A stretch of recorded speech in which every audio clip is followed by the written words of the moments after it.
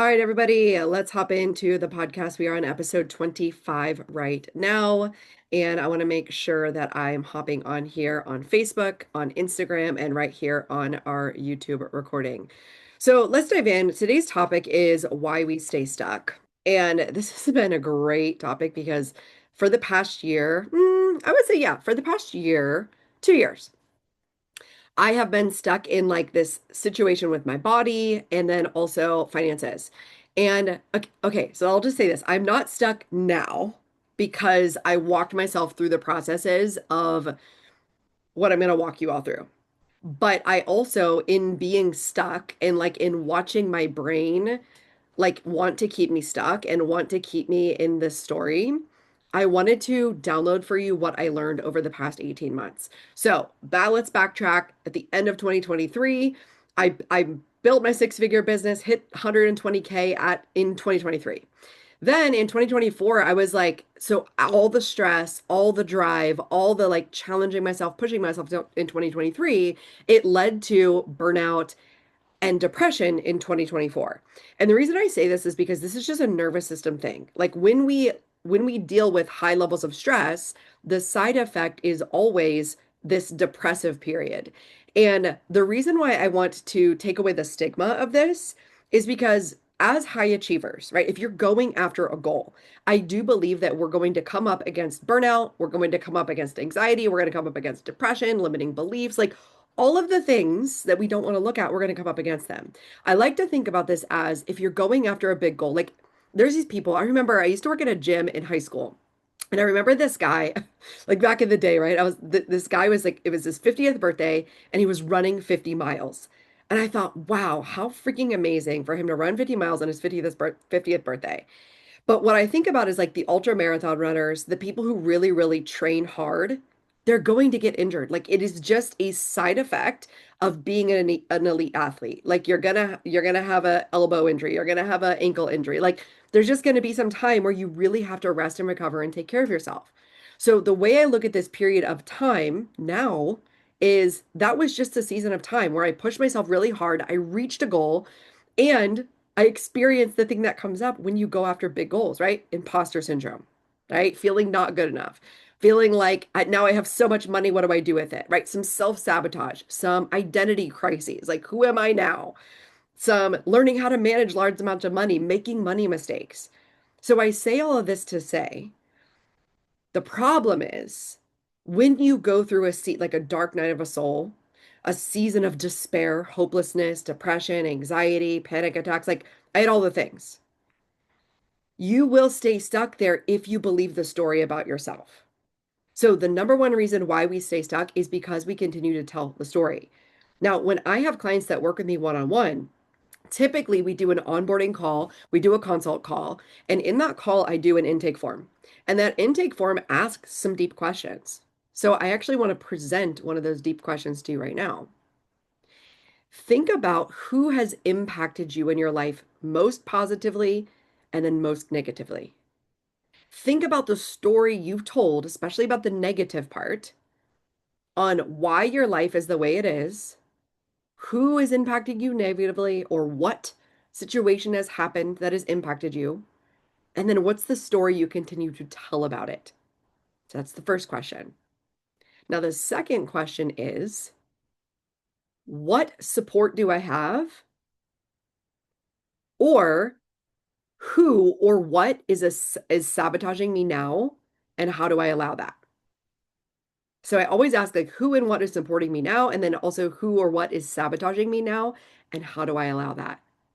Because the number one piece of changing your life and getting unstuck is taking 100% power and 100% ownership of where you are, even if you got fired, you got broken up with, you had somebody betray you, you had bankruptcy, you had a money issue, you had a health challenge. No matter what the circumstance was, no matter like it doesn't mean that anything is your fault, right? It doesn't mean that you caused it. It means where do we move forward from now? How do I take ownership and responsibility for the story I tell myself now? Now, I say this to say I've been fired 3 times. The very first time I remember feeling like such a victim, feeling like these people were out to get me. And upon reflecting on it, I mean, this was like 10 years ago now, 11 years ago now, but upon reflecting upon that circumstance, I got to see, oh, here's how I was acting. Here's how I was behaving. Here's the way I was interacting with people. Here, like, I totally get it now. Like, I totally see it. I totally have the self-awareness now. But at the time, I didn't want to see it. And I couldn't actually see it. But that me getting fired was like the launching point for my life coaching business. It was the launching point for me becoming an entrepreneur. So I still look back at that fondly, saying, wow, that was such a gift for me to be able to get fired. And then that started me on this personal development journey, this self-responsibility journey, and learning that I could overcome anything at any time. So the number one thing that will keep us stuck is always the story we continue to tell. Now, phase one, if you are in like the trauma of the circumstance, right? Like if you get fired or you get broken up with, there are a ton of emotions that are going to come with it. And I always tell people, I am a life coach, right? So I always tell people there are times where you need to be going to therapy if you're going through one of these big life challenges, like a divorce, right? Something that is creating an experience where you are below baseline. And below baseline means I can't get up, I can't function, right? Like I cannot get past this thing. So I tell people go seek out therapy. And there are often times where I'm working with clients who have therapists, who are working with medications, and they're working with me because they're saying, I'm still going through this thing, but I still want to focus on my goals. Now, the reason I bring this up is because you do need to process the emotion, right? You do need to process the emotion. You do need to tell your story. You need to tell your side of the story. But there is a point in time where you've got to stop telling your side of the story as if you are the victim. Now, you may actually factually be the victim. And I want you to think about people like Nelson Mandela.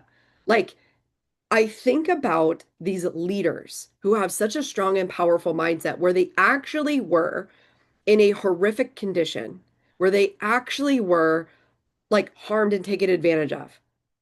And also, the way that they chose to tell the story in the future completely transformed the rest of their life and the way they showed up in the world and they impacted people. Beverly's here on Instagram and she said, coaches and therapists are amazing for high performers. Olympic athletes use them. Thank you, Beverly. Totally agree. So the story needs to shift. So when I bring people on to consult calls and I ask them those questions, I typically say, when we enter into this coaching relationship, I'm not going to allow you to keep telling that story, right? I'm not going to allow you to say, oh, so and so, oh, my mom and dad, oh, so and so. And I say this with such love. This is what I've been saying to myself recently. So what? So what? And I say this with love because it's funny. It's a pattern interrupt. Okay. So it's not dismissing. It's not meeting yourself with compassion. But I noticed for myself when I was telling myself all these stories, like during this 18-month period where I was having health challenges, where I was having money challenges, where I was having relationship, like all the challenges were coming all at once. I was truly like walking myself down this story of why me, poor me. I guess I just don't know how to do this anymore. I guess this is just it for me. Oh, so and so said this and so said that, and I had this happen. And I got myself to a place where I said, so what? So what? The things happened. They happened. It hurt. I cried. I had all the emotions. And now, so what? Like, why do I want to keep telling this story again and again? Why do I want to keep saying, why me? Now, the caveat to this is I had the emotional support, which is why I wanted to make this training today, which is why I wanted to make this as a topic for the podcast. In order to build resilience, in order to get unstuck, you have to be willing to go into the deep emotion. One of the main ways that I do this personally and for my clients is through breathwork. And I want to invite you to consider my breathwork course. It is live, it is available right now. Our next session together is September 10th. Now, if you don't know what breathwork is, I get invited a lot of times to speak. I am a paid public speaker, but I also am an embodiment speaker where I come in and teach high achievers, helpers, helping professions, doctors to sit within their body and experience presence. And one of the most profound ways you can experience presence is through the breath. We can do it right now. Take a couple deep breaths and just tune into the body. Okay, so that is one aspect of breath work. Now, what I facilitate is called holotropic breath work. And holotropic breath work was actually created for therapists in a psychiatry ward. And they did a test with one, no, not one, 11,000 patients who were experiencing everything except for like paranoia and PTSD.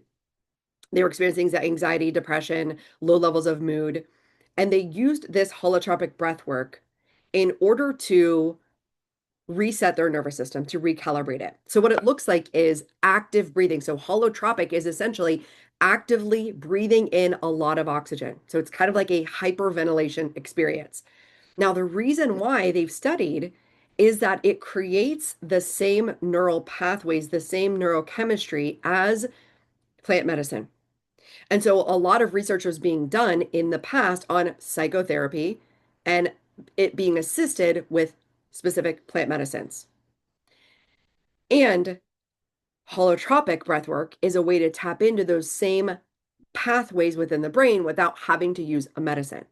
So the way that I do holotropic breathwork is we do active breathing for 30 minutes, and that leads to a somatic release. So what we understand about the body now, which is why you've probably heard of somatics, soma means body. So somatic therapy is things having to do with the body releasing emotion.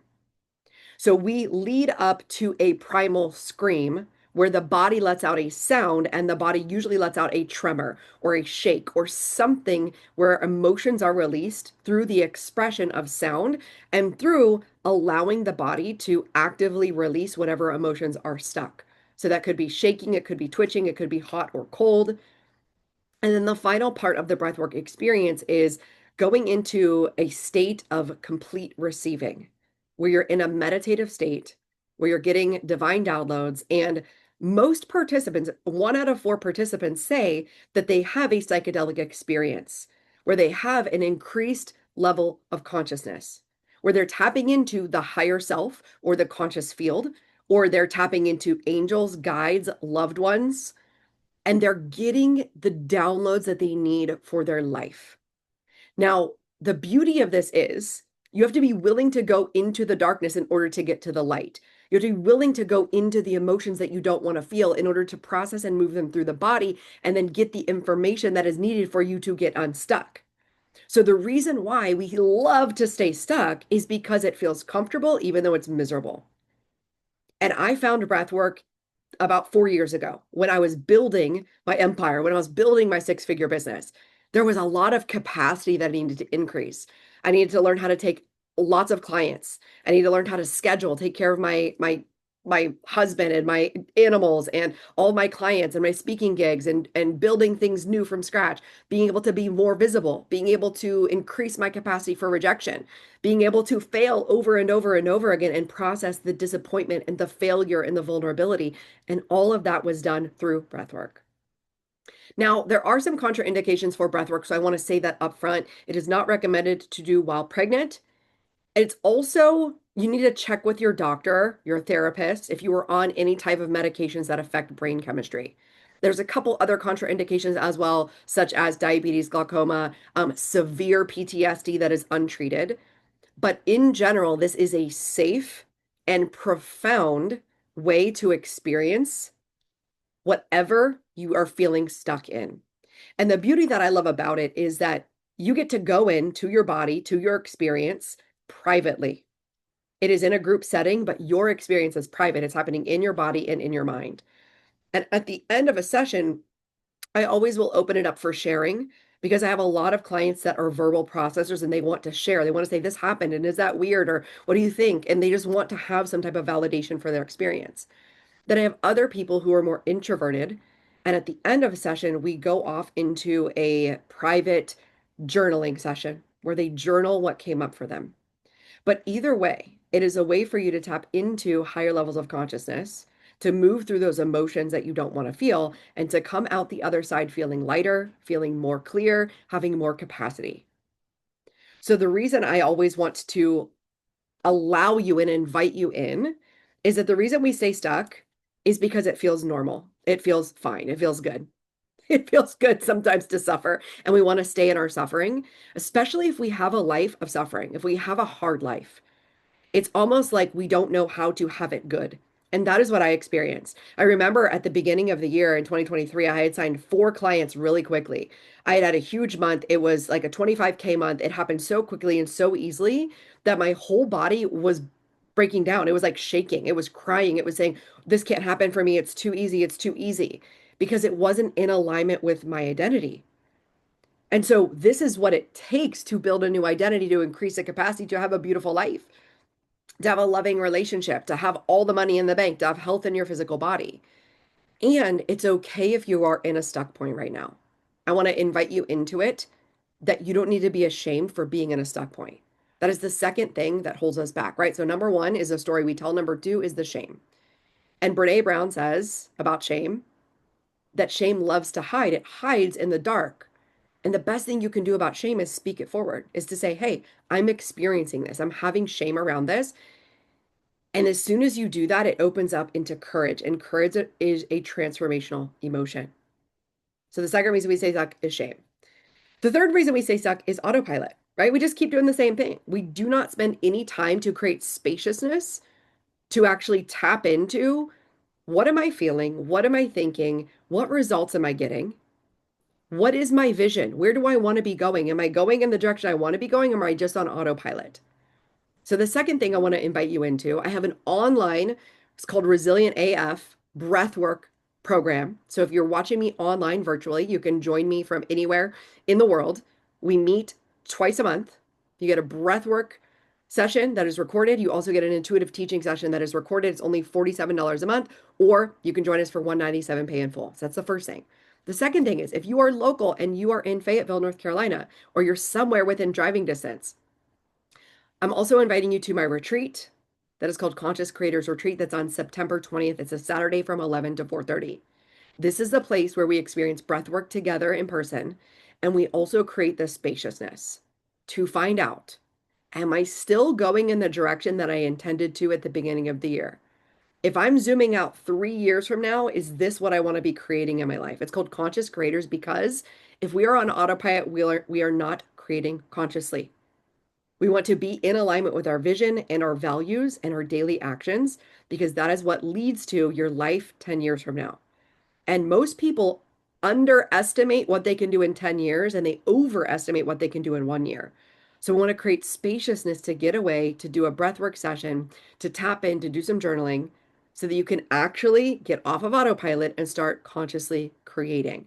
Now, if you're watching this in the future and you're bummed because you're like, wait, this is in the future, or I'm not local, or I didn't get a chance to see this, I also offer VIP sessions where you can come meet me in person for 3 to 6 hours, or you can meet me virtually for 3 to 6 hours and we can do the same work together, where we pause everything, we spend multiple hours together, and we tap into what is your vision, we evaluate where you are, and then we tap into your values and we redecide what is the direction I want to go in the future. So if that's you, reach out to me. We can book a VIP day and take care of that.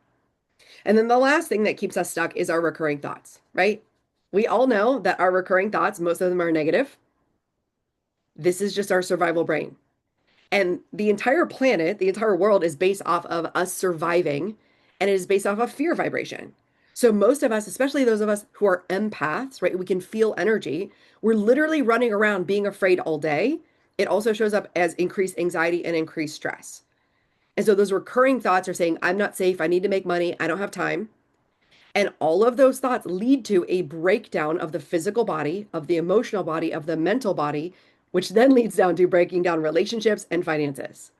Everything touches everything.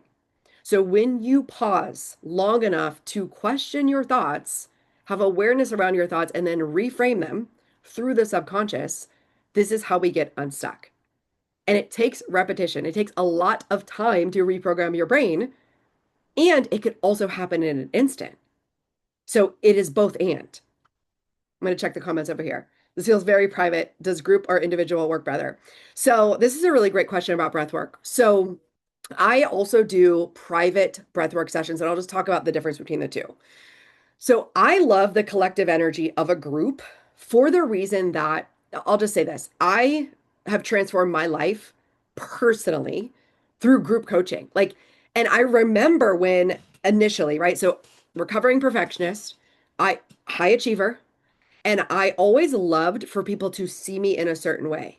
I wanted to be seen as the best in the class, the best student, the smart one, like the capable one. And the thing that transformed for me was in 2018, I went to a retreat in Bali and I went there with 35 strangers. And I noticed and I witnessed myself wanting to keep that identity of the best student, the identity of good enough. And I had a transformational process, two things. I did not, at that time, I did not dance. And like, I was just so self-conscious about everything I did. And I wanted to be in control of the way people perceived me. And I remember we had like this group dancing session where we all had to like jump in the middle of the group and I just could not do it. I didn't do it. I just stayed off to the side. So that was like one awareness that I had. The second awareness that I had, we did an intimacy exercise where we literally looked into each other's eyes. And it was so uncomfortable for me to be seen in my vulnerability. And then the third thing that happened for me is when I went to this retreat, I invested in it. It was about $5,000 for me to go for, I think it was 5 days, 5 to 7 days in Bali. And I worked with two high level, actually three high level coaches, millionaires, successful, and they were all men. And I did this purposely because I was so triggered by them. I was so like intimidated by their success. And I had just left a narcissistic relationship and I really wanted to reframe my relationship with men in general. So I knew that me going on this retreat was really going to challenge me. And there was a transformational thing that happened in front of everyone in front of the group. Because one of the things that those coaches said to me was, you're here to play full out. And if you play full out, you will get the transformation. And then the other thing that I noticed for myself was if there was something that felt like it needed to be said and I wasn't going to say it, I didn't want to say it. I knew I needed to say it. And that was me practicing the value of intimacy. Intimacy is into me, I see. So when I was able to be intimate with myself and share it with a group, I loved myself more deeply because sometimes shame makes us hide. Sometimes shame says, I need to go here and do this privately. I don't want you to see me. So the thing that has transformed for me is doing my healing within a group. And I say this as somebody who's hyper independent, that came from trauma, that came from people letting me down, that came from me feeling like people weren't there for me in my childhood. And so I have reset my nervous system to believe that it is safe for me to be in community and it's safe for me to be vulnerable and do my healing work in community. So I say this to say if somebody's on the fence about group, I would really question it and I'll invite you into the power of healing within group and within community. Because as you are being witnessed, you also get to hold space and witness others. It is the most beautiful, most transformational thing. That retreat changed my life. And I feel it even now. Anytime I think about the best time of my life, I go back to the rooftop in Bali. It changed everything about who I was. And so when I think of you wanting to get unstuck and wanting to be the person that you want to be, there has to be a public expression of you being this person. So this is why I invite you into a group container for that reason, that you get to be witnessed in a safe container and you get to become that person that you really want to be. Now, there are scenarios in which private would be better. Those scenarios are when you are like deep within and you're deeply activated in the moment by something. So I'll give you an example. My dog passed away last year. And it was so like it activated such deep grief in me. And although I didn't do a private session, I actually still did a group virtual session, but it was private because when it's virtual, you turn your camera off, you turn your audio off. So the experience for myself was private. It was just me crying and screaming and wailing and letting out all of that grief in my bedroom by myself with my other dog.